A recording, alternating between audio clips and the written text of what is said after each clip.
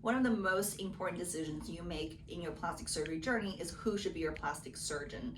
The most important thing is to make sure that your doctor is certified by the American Board of Plastic Surgery. This is the only board that makes sure the physician has completed all the required training, residency, and fellowship, and have passed all the necessary tests, such as the written exam or the oral exam. It's super rigorous, and once you know your surgeon is certified by the American Board of Plastic Surgery, you know you're getting care at the highest standard.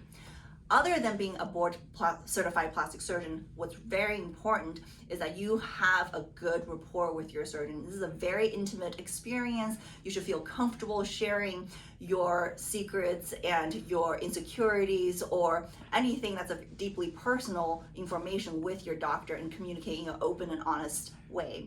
And lastly, it's super important that you and your plastic surgeon share the same goals. If you feel like your surgeon and you don't share the same goals, it may be better to choose a different surgeon or find someone who do share your vision.